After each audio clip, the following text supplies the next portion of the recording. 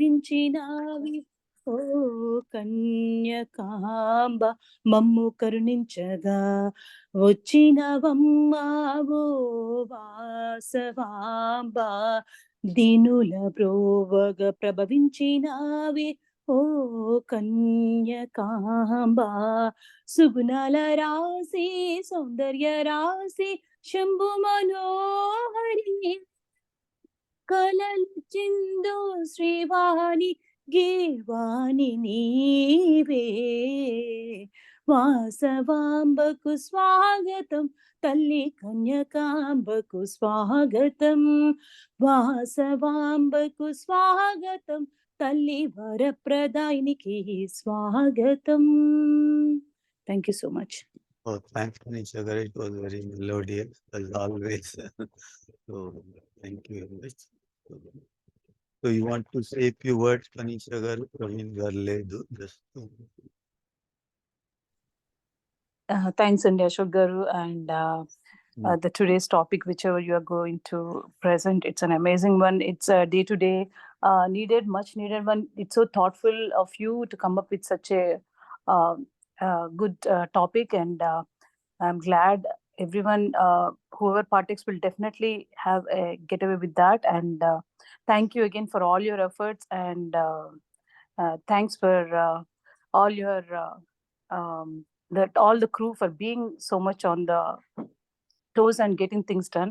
And thank you, Ashok Gar, especially to you. And welcome aboard. Thank you, Andy. thanks, Manisha Garu. So, thanks everyone for joining today's webinar on nutritional debunking of nutritional webinar on personalized nutrition. So, today's topic is that by the speaker is Dr. Vasvi Shabrish Garu, who has a lot of experience in nutritional and diet programs. Thank you for leadership, giving the opportunity to give. So before we start, we want to start with few stuff. Let me share the screen. So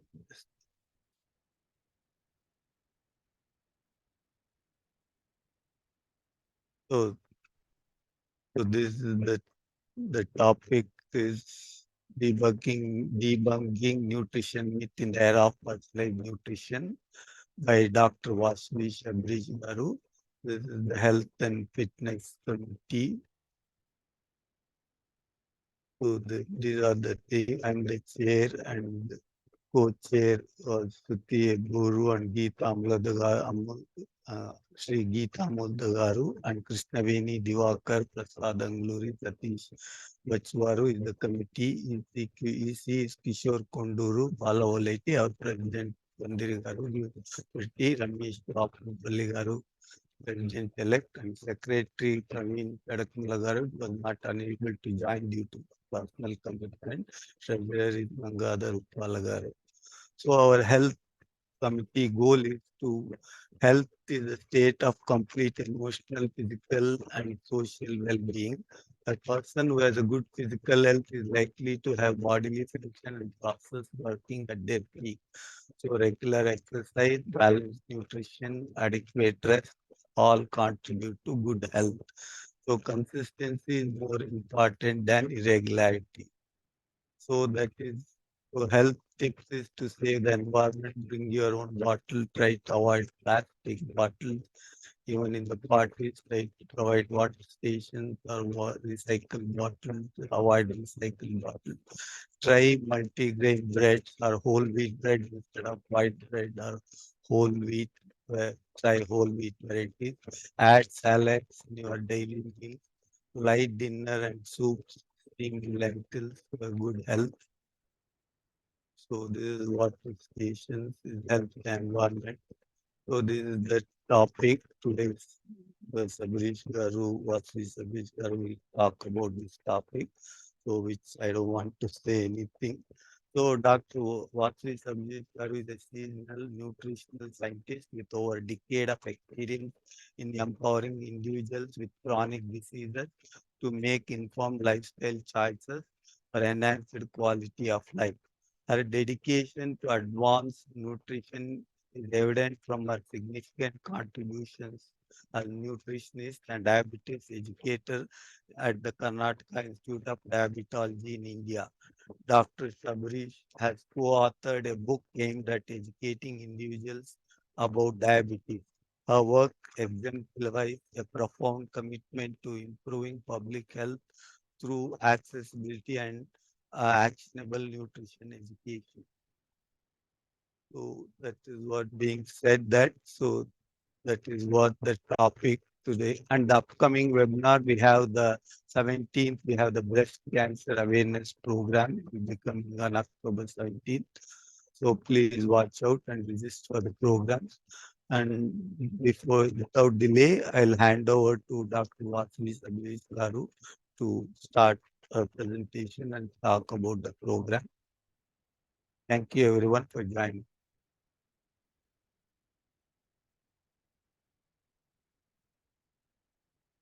So Dr. Sabishkar, you can take control and I'll stop sharing.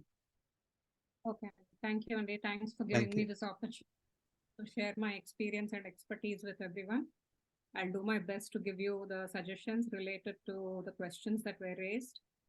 So today's presentation is mostly going to be an overall view about nutrition related to Indians living in America. Are you able to see my slide? Yeah. Thank you. And happy Navratri to all. And so today's presentation about debunking nutrition myth in the era of personalized nutrition, which is also known as precision nutrition. Although research hasn't come up to par with providing personalized nutrition, it is getting there. Before I start my presentation, I would like to make it clear that the information I provide to you is based on general population and will vary on the requirements from person to person. So please consult your doctor or registered dietitian before implementing any of the things that I'm going to share today.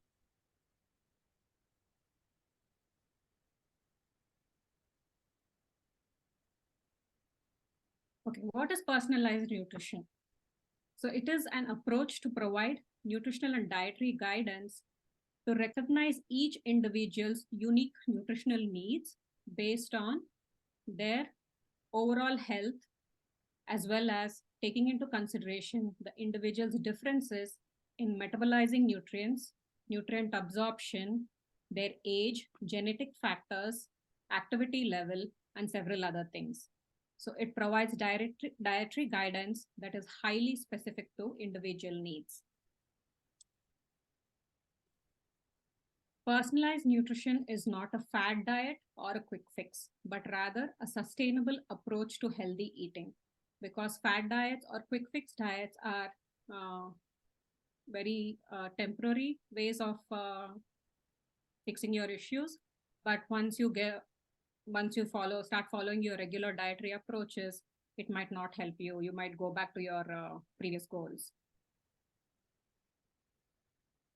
So let's look at some of the dietary guidelines that the National Institution of Nutrition in India has provided. There are some 15 guidelines. One is eat variety of foods to ensure a balanced diet. So off and on, from many centuries, we have heard this being a primary guideline. Eating variety of foods because each food provides you different nutrients, different vitamins, different minerals, as well as phytonutrients, which are functional nutrients that help in prevention of chronic diseases as well as promoting health. The guidelines also ensures provision of extra food and healthcare to pregnant and lactating women because their requirements and needs are very different from the general population. It promotes exclusive breastfeeding for 6 months and encourages breastfeeding as long as one can, which is up to a maximum of 2 years. Feeding children with home-based semi-solid foods to the infant after 6 months is what is promoted with NIN. Ensuring adequate and appropriate diets for children and adolescents, both in health and sickness, in order to promote their growth and development as well as promote healing. Eating plenty of vegetables and fruits, make this as part of your daily dietary approaches. ensuring moderate use of edible oils and animal foods and very less use of ghee, butter, and vanaspati, which are considered as saturated fats. Avoiding overeating to prevent overweight and obesity, which is the base cause or the root cause for many chronic conditions that the modern age individuals are experiencing. Exercising regularly and being physically active to maintain ideal body weight. Restricting salt intake to a minimum. Ensuring the use of safe and clean foods, and adopting right pre-cooking processes and appropriate cooking methods so the nutrients are not lost. Drinking plenty of water and taking beverages in moderation. Here, beverages are referring to alcohol. Minimizing the use of processed foods, which are rich in three white ghosts, which is salt, sugar, as well as maida, and also fats. Include micronutrient-rich foods in the diets for elderly people to enable them to be fit and active during that age. So now let's look at what a balanced diet looks like according to the Indian standards and American dietary reference intakes. So according to the Indian standards, if the diet is composed of 50 to 60% of total calories from carbohydrates, 10 to 15% from proteins, and 20 to 30% of fats. This is the Indian standards for individuals, either we are living in America or in India. Whereas American dietary reference intakes are similar with carbohydrates and visible fats, but the proteins have a very much wider range given the body composition of Americans. So Indians require much lesser proteins compared to Americans. So this table provides you with a quick overview of how many calories you need to be consuming per day based on your age as well as your activity level. It also provides, the third column also provides you with the protein requirement for the same age and activity level. So this will help you out since the slides and this presentation will be circulated. So you can use this as a reference to determine your own needs. This is for children, again, by age group, category, and both energy requirement and protein requirements.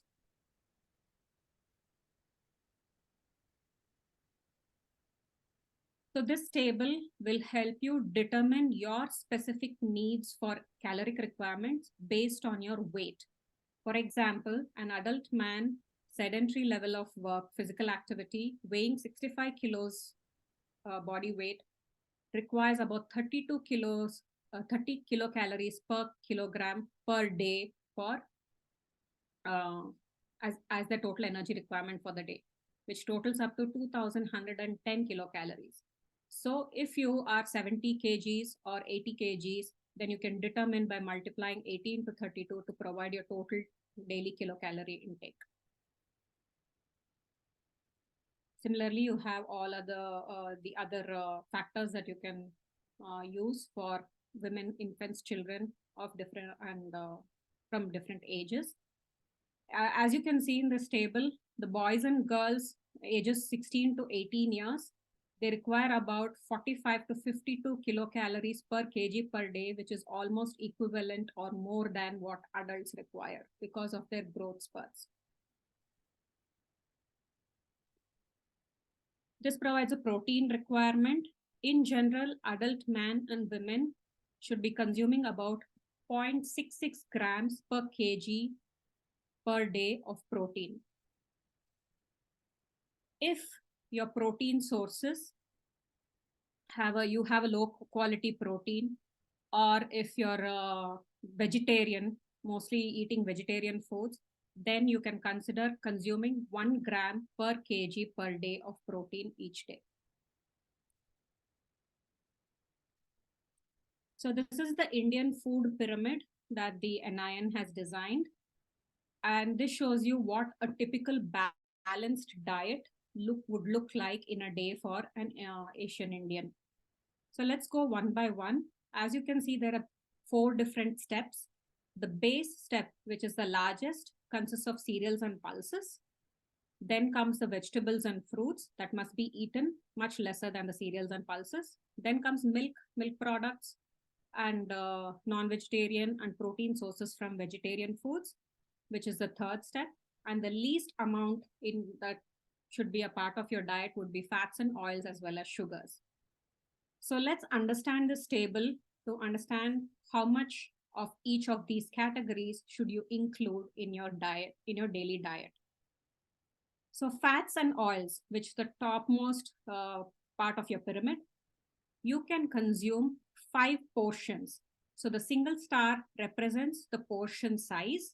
The double stars represents how many portions of that size can you consume each day. So for an adult man, if you can consume 5 grams times 5 portions, which is total of 25 grams fats and oils per day. Similarly, for women, it's 4 portions, but 5 grams each portion, which is 20 grams.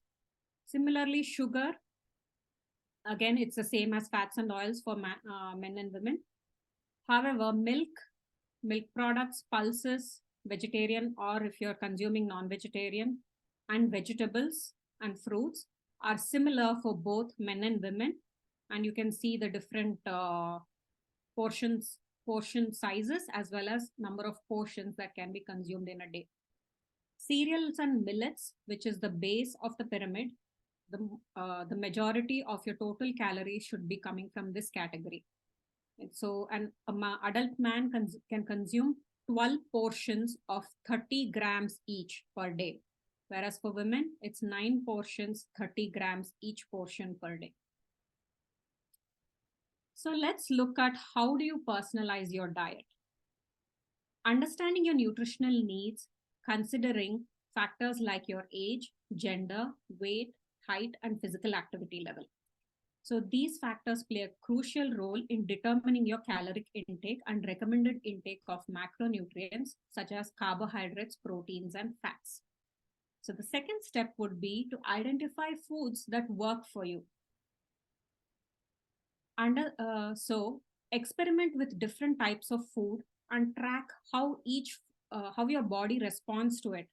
So the best thing to follow on what foods work for you, what foods don't work for you, is to keeping a food diary to record your meals, and any symptoms that changes with your experience, you can note it down to keep a tab of what is working for you, what is not working for you.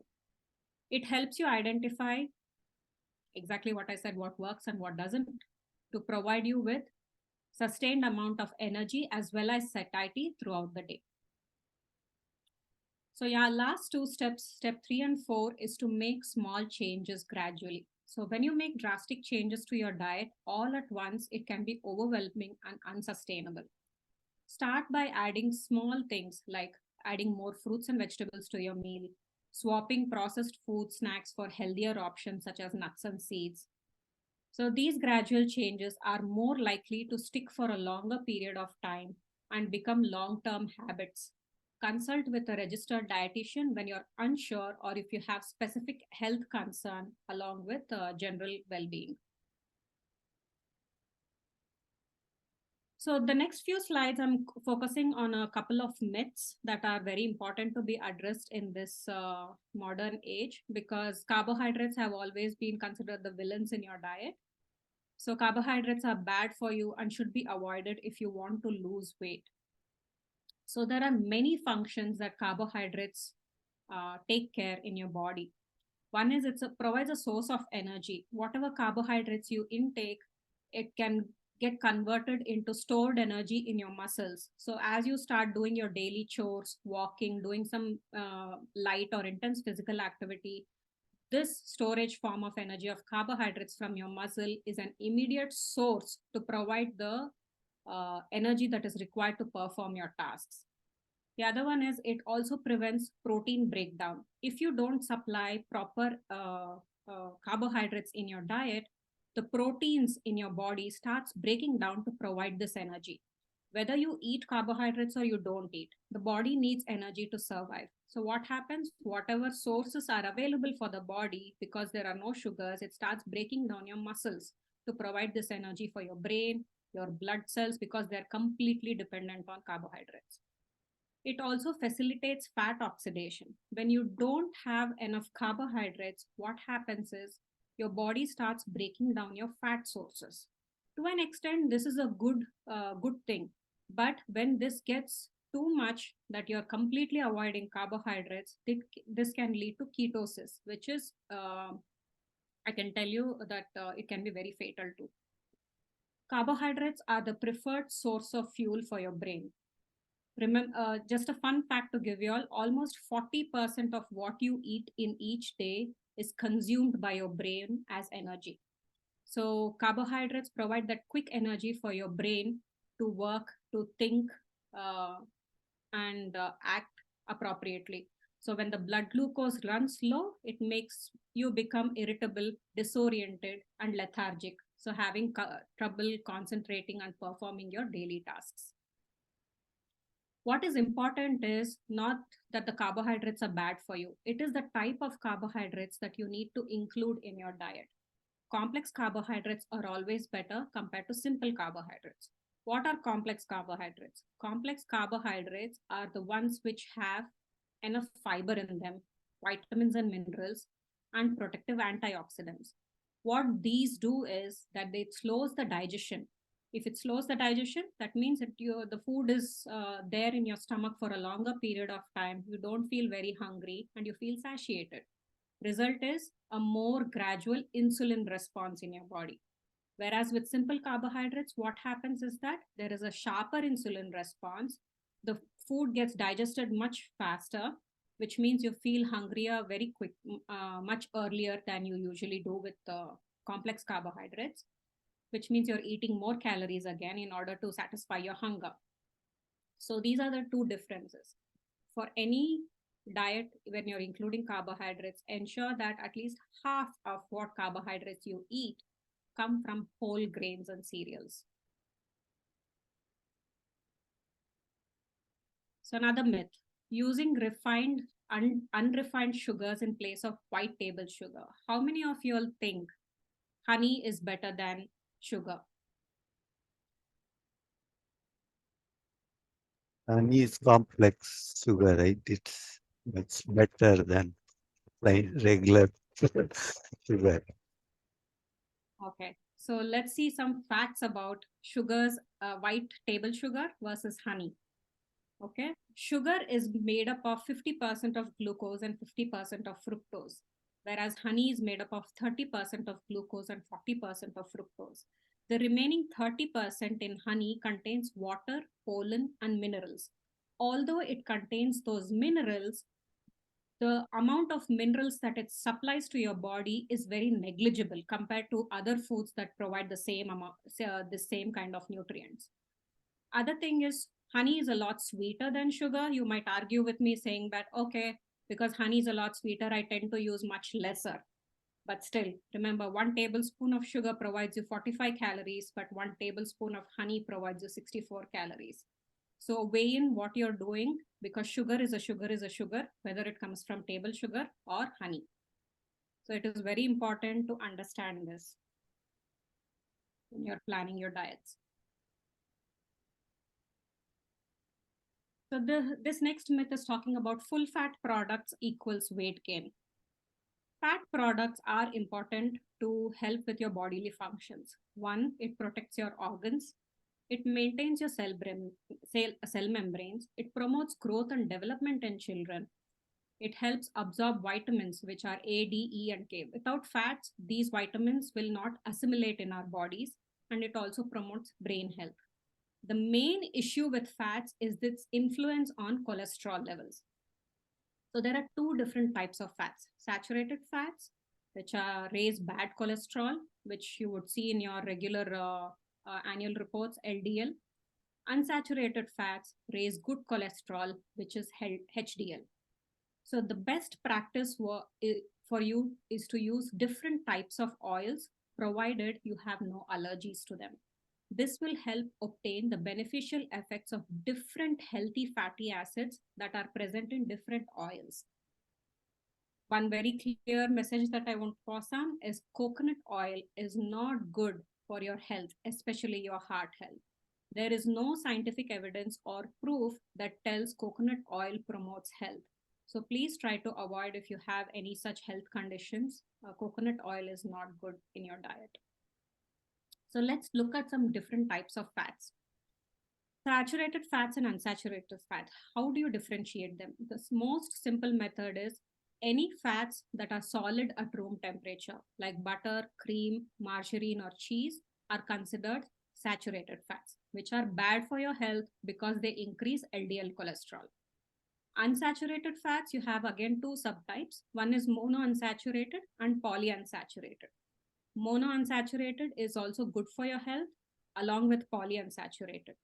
Some of the sources for monounsaturated fats are avocados, peanut butter, almonds, hazelnuts, pecans, seeds, and other nuts and seeds, and oils such as olive, peanut oil, safflower, sesame, and canola oil.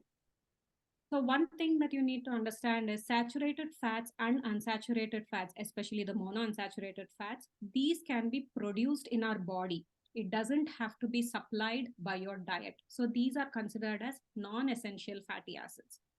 Whereas the subtype polyunsaturated fatty acids are to be supplied by your diet because the body cannot produce these fatty acids. Among the polyunsaturated fatty acids, omega 3 and omega 6 fatty acids are the most important essential fatty acids. So, omega 6 fatty acids can be found in soybean oil, corn oil, safflower oils, and omega 3 fatty acids in walnuts, flax seeds, sunflower seeds, and oily fishes. According to the Indian standards, for a 2000 kilocalorie total kilocalorie diet, one can consume 25 grams of visible fat. Among in that 25 grams, at least 6.6 grams should be polyunsaturated fatty acids from sources like soybean, corn, or safflower oils. And 2.2 grams should be from omega 3 fatty acids, which is walnuts, flax seeds, sunflower seeds, and oily fishes. Okay, so next, let's look at the most important topic, which is strategies for improving heart health and diabetes. The reason that I have combined both heart health and diabetes is that both go hand in hand. When you're diabetic, it is important to follow certain strategies to improve your health, not only to maintain your diabetes, but also to prevent heart disease. Because when you're a diabetic, it's easier to have an increased risk for developing heart disease as well. So there are the 6 strategies that I would like to go one by one right now. Protein foods. You need to consume at least 2 to 3 servings per day. So what does one serving mean? It is either half cup of cooked lentils or half cup of cooked dried beans like rajma, channa, or soybeans, or 2 to 3 ounces each of meat, poultry, or fish. Fish, especially the oily fish, can be consumed twice a week. Or it could be 4 ounces of tofu or low fat paneer. Or it could be 1 egg plus 2 egg whites combined, which you can consume thrice a week. Dairy products, 2 to 3 servings per day, and 1 serving means 8 ounces of non-fat milk or 1% milk or low-fat buttermilk or non-fat yogurt. Vegetables and fruits, 8 servings per day, which accounts to 4.5 cups daily. Among fruits and vegetables, increase more intake of vegetables, especially the dark green, red, and orange vegetables. So green leafy vegetables are also important for your heart health and diabetes.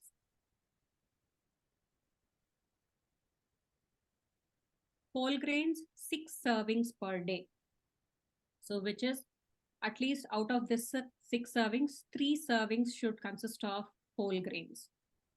Choose foods with soluble fiber because they help to lower cholesterol. Some of these soluble fiber foods are whole oats, barley, dried beans, fruits, and vegetables. Limit foods that contain refined grains like your maida, starchy starches, potato starch, or corn starch. Fats and oils, you can can consume somewhere between 4 to 6 teaspoons per day. Again, this depends upon your activity level, your age, and the total caloric requirement for that individual per day. So one serving of fats and oils equals either 1 teaspoon of oil or 6 almonds or 2 walnuts or 2 tablespoons of avocado. Avoid saturated fat intake, which is ghee, butter, whole milk, cream, or coconut oil. Select heart healthy fat substitutes that contain plant sterols because plant sterols help to reduce LDL cholesterol in your blood. Look for like spreads on your bread with less than 2 grams of saturated fat or trans fat per serving. So, whenever you're buying something or trying to explore newer varieties that are available, please check the nutrition facts and see that it has less than 2 grams of saturated or trans fat per serving of the spread. Include unsalted nuts because it may decrease cholesterol when your weight is stable. You can also include 5 ounces of unsalted nuts because it is associated with reduced risk for heart disease when your weight is not being gained. So it is very important if you're not gaining weight, then 5 ounces of unsalted nuts is good for you. But if you are gaining weight, you you might have to consume much lesser than the 5 ounces. Decrease salt intake to 1500 milligrams of sodium daily to lower your blood pressure. So how much does 1500 milligrams of sodium account to as is equivalent to 3.7 grams of table salt, which is equal to 3/4 teaspoon of salt per person per day. So substitute salt with herbs and spices to improve the flavor and taste of cooked foods, like using cilantro, mint, cumin, black pepper, lemon, and amchur. Avoid pickles, salted nuts, salted savory, or snack foods. I know some of you may be thinking, okay, how about recommending low salt substitutes like low sodium, no sodium substitutes? So those can be taken, provided, because since it is low in sodium, it doesn't mean that it is low in other things because the sodium is being replaced by potassium chloride in these products. As long as your health condition permits, you don't have any medical history of liver conditions or kidney conditions, then you are allowed to consume that. But again, with caution. So it is always better to consult your physician or a registered dietitian, explain your current health conditions, and then implement these changes. Alcohol guidelines as per physician approved quantities, especially when you have a medical history. Vitamin and mineral supplements. It's best to consult your doctor who has a holistic picture of your medical history because certain vitamin and mineral supplements promote health, but others can aggravate your existing conditions. So some general tips that I would like to give you all is start mindful eating early on in life. Research has shown that when you start changes in eating habits as early as a child, it helps to sustain those changes even through your adulthood. So it is important. It's not necessary that you have to have an individualistic nutritional implementation. It also has to be uh, within the family. It is important to trust reliable sources of nutrition information. With the increasing social media, people can Google what information they want, but it is important to understand from where are you getting that nutritional information. Is it a reliable source? Has there been some research done on that? Is there some scientific evidence? Can I believe that? Or can I discuss this with my health practitioner? So these are some of the questions that you need to ask yourself when you are trusting some nutritional sources. One size fits all. This is not true for healthy eating. Someone's food might be a poison to others. So that's why it's important to personalize what is required for you, how your body responds, and what best suits your goals. Another important thing to understand is if less is good, then more may be even better. So this is not true. If less is good, that means at that quantity of consumption or intake, it helps the body to function properly. If you are increasing that because just because it has some benefits, maybe eating more can make it better, it might actually worsen your situation. So be careful and mindful of this. Supplements are readily available over the counter. They can have significant effects to either harm you or benefit you. It is important to know, is it necessary for me to take supplements? Because remember, in ancient days, supplements were not available over the counter. Supplements were provided mostly for very sick people who were unable to eat when they were hospitalized for days or months. In order to meet their requirements for each day, supplements were provided to such people. So question yourself, is it really necessary for me? Is my diet not supplying these necessary vitamins and minerals? If not, only then you can consider supplements, but with the help of a healthcare practitioner or registered dietitian. So what you eat is important, and how much you eat is important. It is also important as to when you eat, that is your timing. Try to avoid eating late nights, having heavy meals during late nights. It is advisable for diabetics to have a snack before they go to bed, but for others, it is important to consider what is your health goal? What do you want to achieve? Based on that, make necessary changes and small changes at one time. Be skeptical of claims that promises results that are too good to be true. So social media again has a lot of influence in this, where people advertise saying, "Eat, drink this magical porridge. You can lose weight 20 pounds in 2 months."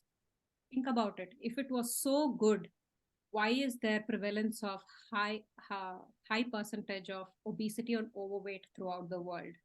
If that was so good, it could have taken away all the problems that we are currently facing, and there would be no pharmaceutical industry surviving or thriving, because that was a magic potion. So this last slide provide you some resources for you to refer. Some of these resources, I have taken information from some of these resources today in my presentation. One important resource that I would like to point out for diabetics is this book, the last one, Indian Foods, which is AAPI's Guide to Nutrition, Health and Diabetes. So if I have some time right now, I would like to share what are these exchange lists and how you can use them in your daily diet, planning your daily diets.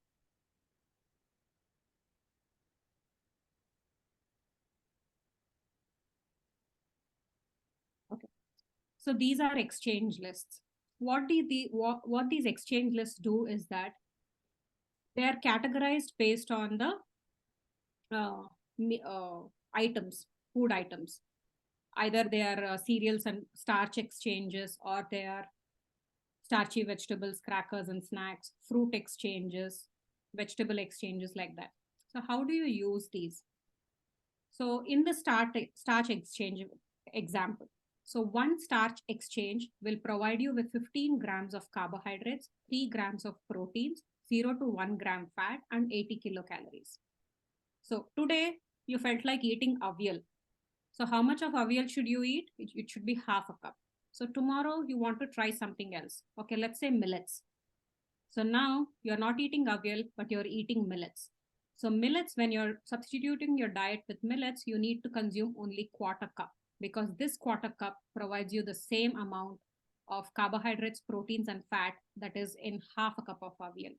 So this list would be very helpful for you to make your diet more exciting and increase the varieties and types that you eat each day, instead of thinking that, oh, I'm diabetic, I have boring food, I need to just keep eating on only these things that have been suggested. So it can widen your choices of food.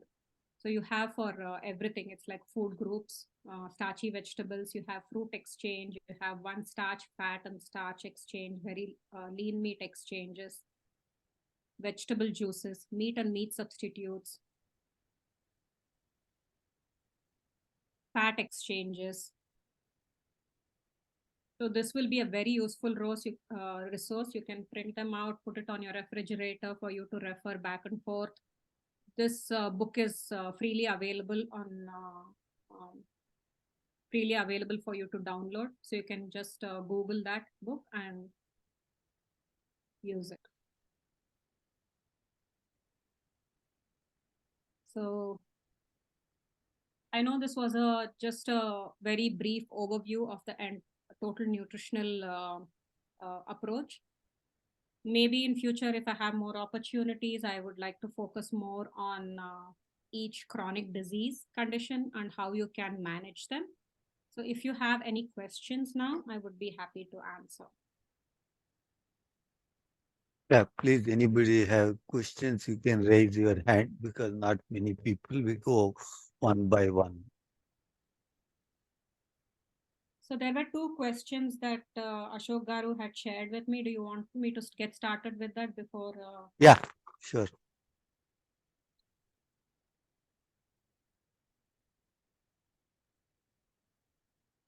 Okay, this first question is, what is suggested diet for diabetics in US? Most of the dietitians specify Western diet. So as I provided you with a lot of resources, all these resources are standards for Indians, whether you're in America or in India. So you can probably use these resources and help you make changes to your diet. Probably use these resources along with your registered dietitian to see how you can implement these standards into your diet living in America. Taking diabetic medication will increase my weight or have other side effects. Yes, diabetic medications, some medications might increase your weight, some might not. The newer medications that have come out in the market these days actually are reducing weight. In fact, some of these medications are now being recommended for weight loss in overweight and obese individuals. So you can speak with your healthcare practitioner about this. And again, the side effects or the effects or responses changes from individual to individual. So it would be best to talk to your healthcare practitioner.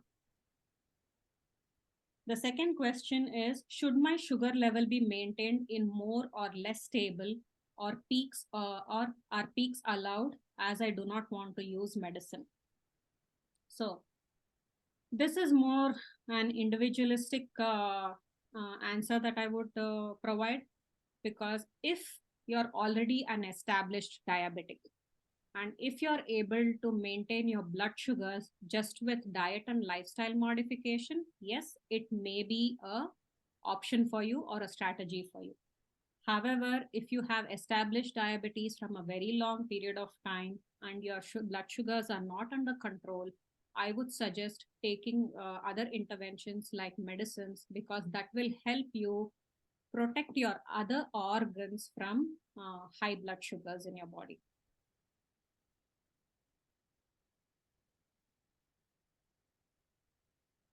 So if those were the three questions that I had that I've addressed. So if anyone has any questions, you can please feel free. Yeah, please go ahead and raise your question. Quick question, Ali. Hmm. I mentioned some oils, like eating oils. That Your voice is breaking.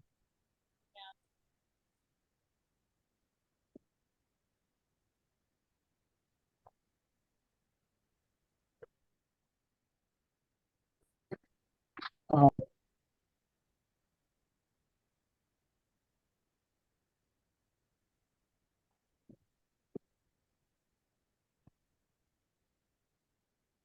Maybe your outside or signal is weak. oh, Or if you feel typing your question is easier, you can do Yeah, that too. chat.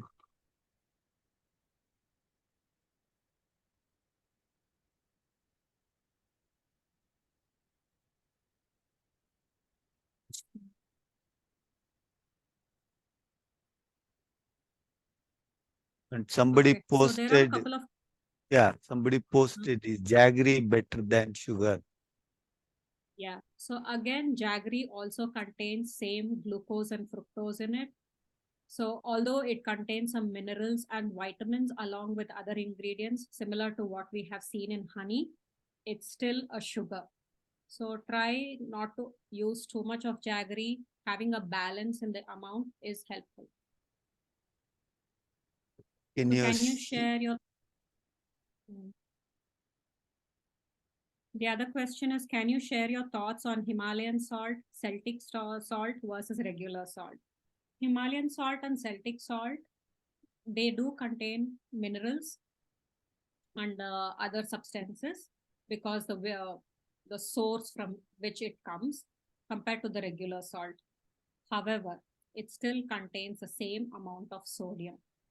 So it has the same potential to increase your blood sugar, blood pressure levels. So it is important to understand this information that it still contains sodium and can influence your blood pressure. So it should be considered similar to white salt in the proportions or the amount that you would be using each day. any specific reason why coconut oils are bad? So coconut oils contain saturated fats. Saturated fats, as I told you, can increase your LDL cholesterol. If LDL cholesterol increases, which means you have the potential for risk for atherosclerosis. If there is atherosclerosis, which means you also have a chance for stroke. So these are the reasons that you need to avoid coconut oil because it has high saturated fats. It is not unsaturated fats that it contains. So it is. But they say, right, cold compressed coconut oil, they nowadays, they, See, some of these information that we get, we need to understand who is promoting this health benefit, right. right? So those are the things that we need to question ourselves when we come across certain things like this. But as such, there is no scientific evidence or proof with coconut oil being healthier because it's going to be your worst choice that you make. So is it possible to follow up session or via email to share the balance plate should look like based on your suggestions?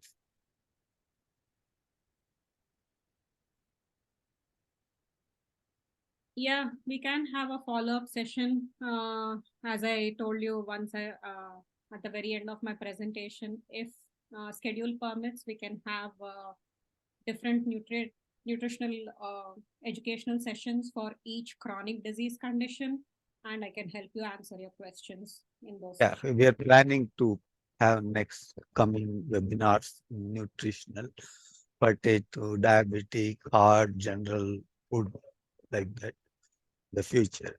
So somebody asked peanut oil or canola oil, which one is better? So as I told you earlier, each different oil provides you a different type of fatty acids.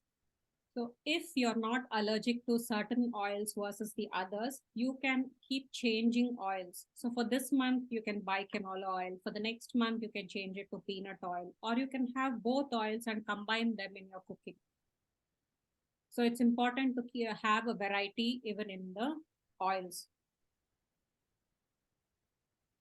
So which oil do you suggest for regular cooking? That you already shown in the presentation, right? Which is Any oil that can withstand high smoking temperatures, you can use that for cooking. Avoid extra virgin olive oil for cooking because it has a very slow smoking point and it can burn. taking 3 eggs per every day is good to increase protein per day. Yes, provided it's you have a healthy condition, no medical history for any other chronic diseases. Yes, it can be taken. But if you have heart disease and diabetes, as I provided some information in the presentation, you can take one whole egg with two egg whites thrice a week. What type of milk is good in USA? So in US, I would suggest using either 2% fat milk low fat milk or no fat milk.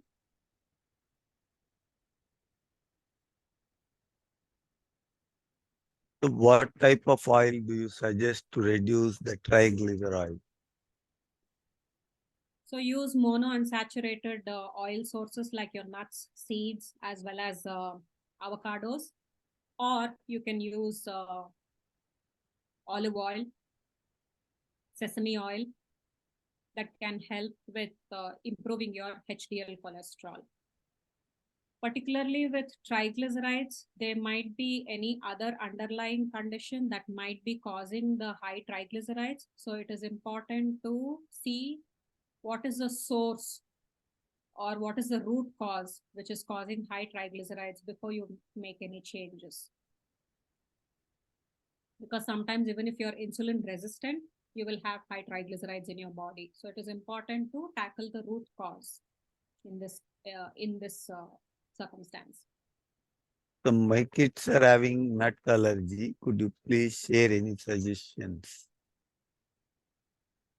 Are they having nut allergy for all nuts or is it specific nuts?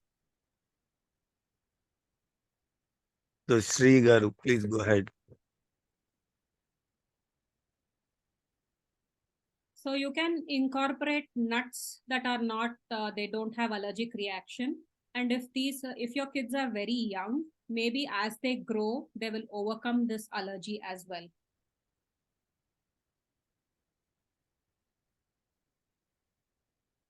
So are fruits good for diabetics? Yes, fruits are good for diabetics. One thing that you need to understand about fruits is fruits contain sugars as fructose. Right. So what happens when you eat fruits is that it does not increase your blood sugar levels because fructose sugars does not go into your blood. The liver completely takes up fructose, but if you eat too much, this fructose can get converted to fats and can be pushed out of the liver into the blood circulation as LDLs. So it is very important to find a fine balance of how much you eat fruits, how much of fruits you eat. So she mentioned tree nuts allergy. They said that my kids have allergy tree nuts. So when they have allergies, there's no other go but to avoid those nuts that they're allergic to. As I said, if they're very young, as they grow older, they will overcome some of these nut allergies. Some might not. So again, it's based on individual basis. So go according to what they can tolerate. So that's why it's important to maintain a food diary to understand what allergies they have and what changes you can make to their diets. Somebody asked, what is blood sugar levels? I did not understand. Blood sugar level, that is common, right? 5.7 to 6.5, that is pre-diabetic and A1C. Yeah, you can also refer to CDC guidelines, Right. blood sugar levels, or American Diabetes Association for reference ranges in America.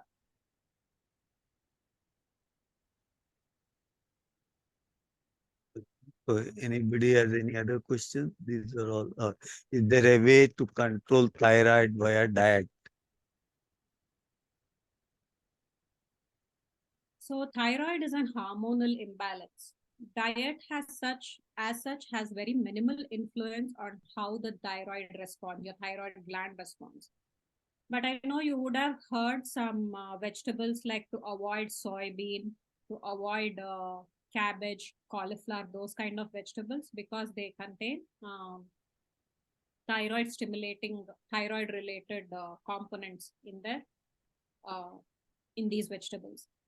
However, think about how much of this food you're eating each day. It can be just once a week or once in a month or twice in a month. So provided the quantity that you're eating like this once or twice in a month, it shouldn't matter. It's not going to affect your thyroid problems.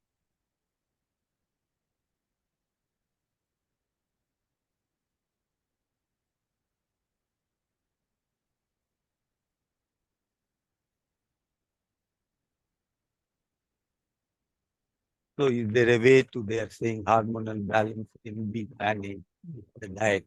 That's what they are asking. So you cannot influence hormones with your diet.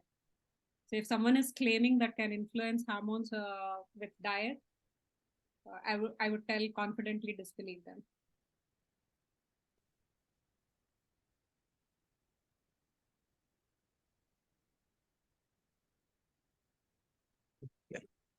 I think that's all we had questions. Anybody has any other questions? Before- Sure, Andy. How do we manage the menopausal symptoms?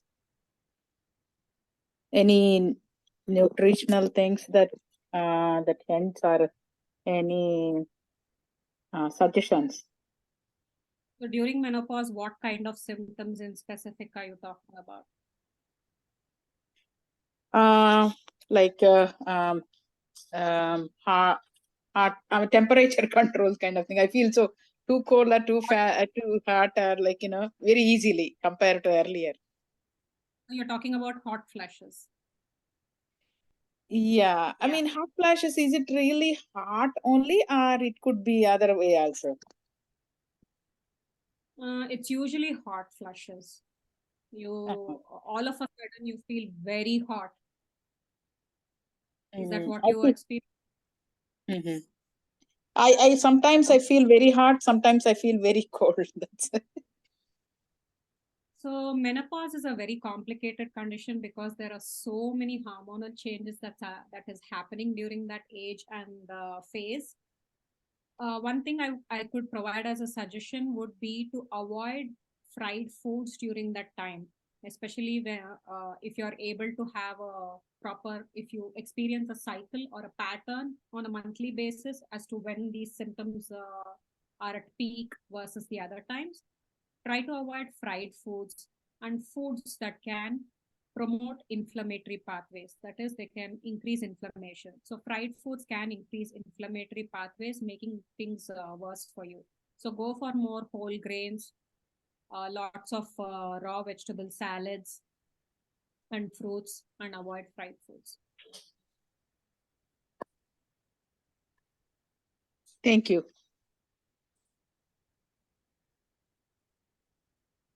Anybody else has any other questions? I have one question, Andy. Yeah. You mentioned about olive oil not good for you. Is that what I heard? No. If you're see olive oil, there are different varieties that is available in the market, right? One you have is the extra virgin olive oil, and you have the light virgin olive oil. So extra virgin olive oil is pure olive oil that cannot be used for cooking. You should not be cooking with that oil. The best way to utilize extra virgin olive oil is adding to your salads where you're not cooking. But the light virgin olive oil is a mixture of olive oil with other types of oils. Sometimes it's with canola oil or a vegetable oil. So that helps to increase its smoking point, which means you can heat it to higher temperatures without affecting its quality. What about avocado oil? Cooking means you're putting on the pan. Is that what you're mentioning for the extra virgin olive oil? It's not good. Right. Yes, what I Because mentioned. high avocado oil has high burning point, that is good, they say, high avocado oil. Peanut oil and avocado oil, right? For frying. Yeah. Thank you.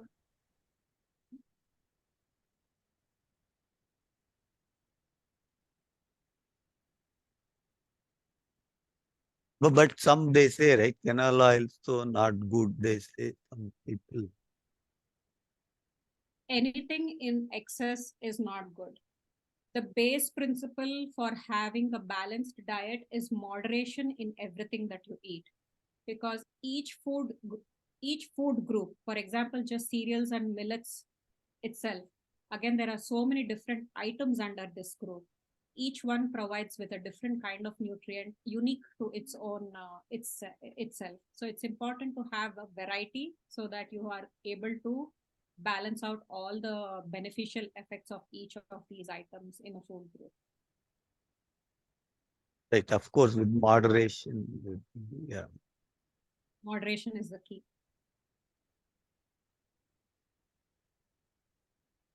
Yeah, that's what we put health guidelines. Don't use maida, white bread, and all. Just use multigrains. Yeah.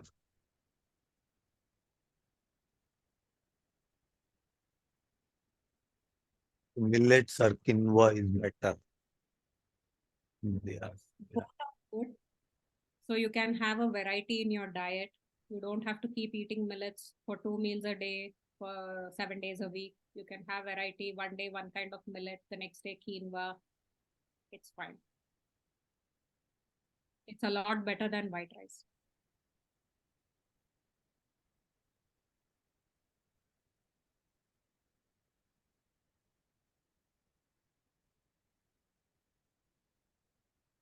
I think that's all we had questions. Thank you, Dr. Vasish Abrish Garu, for a wonderful webinar. I think one more question came. How many times eat per day? Is 3 times is good. So this depends again from varies from individual to individual. If you're a healthy person, you can eat three meals. But if you feel that your each meal is not a balanced diet, you are not able to incorporate. Since I gave you the food pyramid, it provides you with a guideline on how you balance your diet. If you're unable to have all these food groups in one meal, then probably having a mid-morning snack or an evening snack is also advisable. Again, it depends on your personal health condition, how you need to do it. Intermittent fasting is better. I was just waiting. Nobody asked this question. Okay. So intermittent fasting is good. Yes, it has provided a lot of beneficial effects, not only in regular healthy people, but also in some disease conditions. The basis for intermittent fasting is that when you eat a meal and when you have a long fasting period, what happens is that your body is able to mobilize the fat stores in your body to provide energy. As long as intermittent fasting is not harming you, you can do it. But again, it comes, question yourself, how long am I going to do the intermittent fasting? Is it going to be a lifelong one? Is it going to be for a short period?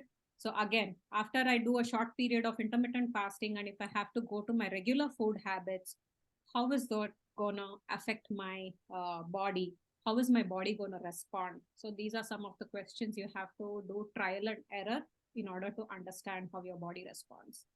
That's why we started intermittent fasting group also, so that those who want to, we don't force them. If we tell if you have acidic or something, don't do that. So just talk to your doctor. Otherwise, it's good to do intermittent fasting. We have Ekadashi, right? In old tradition, that is what they used to do. Yeah, because intermittent fasting, again, it depends from person to person. I can tell you from my own personal experience, intermittent fasting did not help me. Right. I went into ketosis. I had a severe vomiting that I had to completely stop. So it all depends on how well your body is able to accommodate. And again, any fat diets like intermittent fasting or any other liquid diets, anything that you follow, it should be for a shorter period of time because your body is not designed to manage those. I know in olden age when we were hunter gatherers, uh, feasting and fasting was the trend at that time because food was not readily available. Whenever the food is available, you could feast, and whenever the food was not available, you had to fast. But the lifestyle during those ages compared to the lifestyle what we have right now is again important to be considered. So as Ashok Garu said, for Ekadashi, once in a while you're doing it, well, fine, it's you can still do it. But if you're planning to do that for a long-term change, I would suggest talking with your healthcare team. So usually I heard that early dinner around 6:30 or 7 is better. But for diabetic folks, that still holds good. No. For diabetic folks, it's important, even if you have an early dinner, to have a small snack before you go to bed to avoid hypoglycemia in your sleep. Salad, can we mix apples? Don't mix veggies and fruits. There's nothing like that because whatever you eat is all broken down into its constituent nutrients in your body. It doesn't matter whether you're mixing apples and fruits. One thing that you should not be mixing together is eating fruits and vegetables alongside a cup of tea or coffee, because tea or coffee has some components that stops the absorption of nutrients from vegetables and fruits. So you will lose the benefits of eating vegetables and fruits. So what is the ideal length of intermittent fasting? I mean, how much time each day? So there are almost 5 different types of intermittent fasting where people follow like 5 days intermittent fasting, 2 days of regular eating. So it varies on the different types what you want to follow. And there is no ideal length for each person that you have to figure out implementing it in your own individual daily diet. If it helps you for some period of time, I would suggest you can do it, but don't prolong it for too long. So the It again, Japanese researcher gave, right, 18-hour fast, 16-hour fasting, 6, 8, 8, 16. That's what the it Nobel all Prize. depends. Yeah. It all depends on how quickly your body is able to mobilize those fat stores. Because if it starts mobilizing your fat stores very rapidly, means it can increase the ketone bodies in your blood also to very high levels, which can have harmful effects rather than benefits. So it all depends on your individual body's response. So it is very difficult to provide a general ideal length of fasting. If it suits you, 16 hours and 8 hours, or 6 hours and 18 hours, it depends on what suits your body. Can adults stop taking milk completely? That's a very interesting question. Actually, other than infants, as adults, we are not supposed to be able to digest milk. Milk has a particular type of sugar which is called lactose. As such, all humans have evolved being lactose intolerant. So, over centuries, there was one kind of mutation that happened with people which spread across everyone, making them lactose tolerant. So, actually, being lactose tolerant is the abnormal mutation condition, and being lactose intolerant is being the actual evolution that humans had. So, in terms of stopping taking milk, milk is a good source of calcium. If you're able to get calcium from any other sources, that is like eating non vegetarian food or with your supplements, then you can stop. But if you don't have calcium, and being an adult, when your bones are have the potential to get weaker, then I would suggest not to stop milk completely. Kids are so much used to pizza. Is there a way can substitute that with anything else that is healthy or has less all-purpose flour? As long as you're ready to cook that meal at home, yes, you have a lot of options. As such, what is available outside in fast foods, none of them have a healthy substitute, I would suggest. Try adding a salad if they are ready to accept it in the forms that they would like, along with a pizza. So maybe tell them only if you finish your salad or a fruit, then only you can get to eat the pizza, something like that, or have a small competition saying that, okay, let's see who eats, finishes this first and gets the pizza, quickly goes to the pizza. So They like can a add game. more toppings also, right? They can add more vegetable toppings. So that way, Yeah, the they will. vegetable topping If you add, it's very less compared to the amount of Right. all-purpose flour. And nowadays Yes. they get cauliflower pizza also, which is good. They got base, they change the base nowadays. Mm. That's what we buy, cauliflower pizza, and once we get whole, just only little bit of rice flour they add for binding. So otherwise it's full of cauliflower.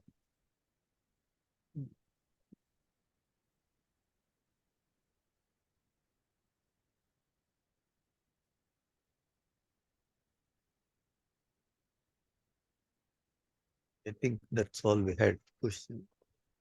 Thank you very much, Dr. Vasily, for your kind information and the guidance and the presentation. It was very helpful to understand what they can follow and all. I'm sure the future we will plan for the coming up with specific topics, like as you mentioned, diabetic, heart, like that, anything. Yeah, definitely. Thank you, Adi. Thank you for Thank giving you me very this much. opportunity. Yeah. Thank you very much, Vasudha garu. Thank you.